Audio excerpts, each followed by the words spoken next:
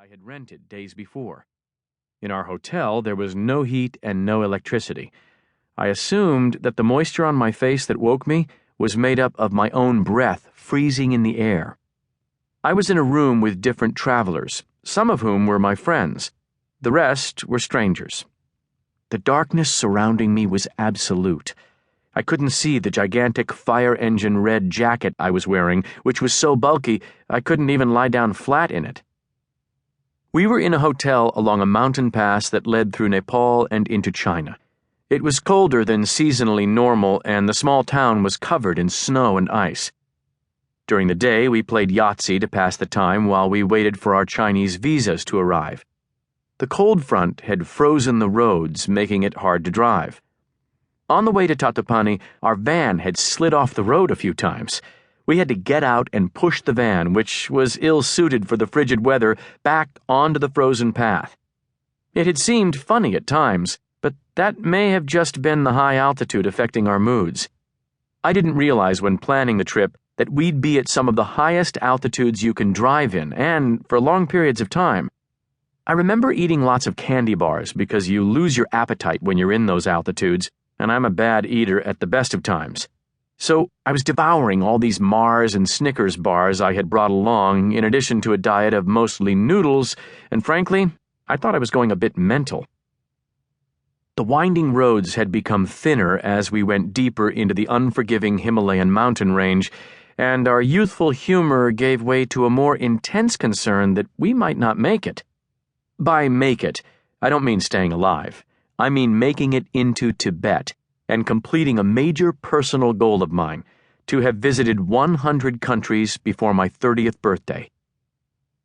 But what should have been a time of celebration was overshadowed by worry because of the critical situation that awaited me when I returned home.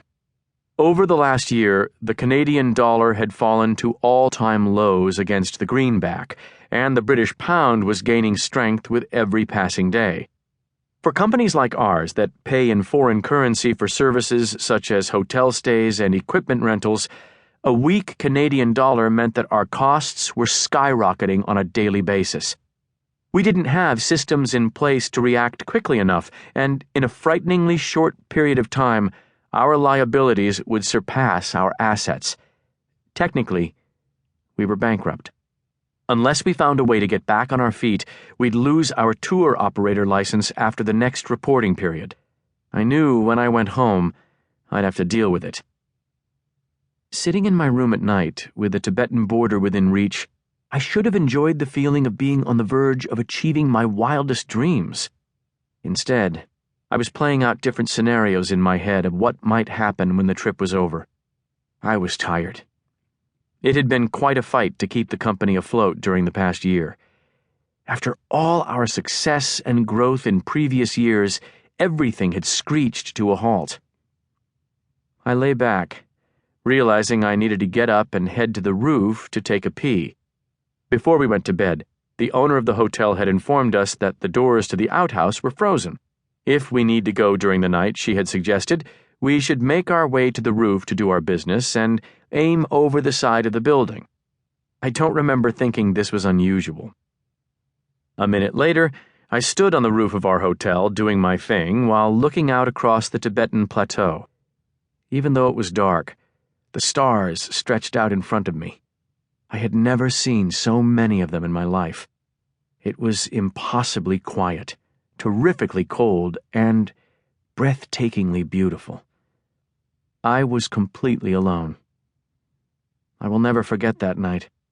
Under the frozen blanket of stars, my life flashed before my eyes, and my mind whirled with thoughts of what felt like the end of my dream.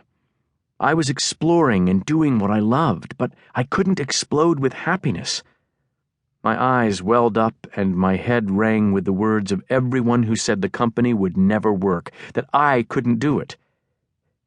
I had to acknowledge that maybe they were right. Maybe I really couldn't do it. I was coming to grips with the possibility that this was the end. I managed to return my focus to the excitement of entering Tibet the next day.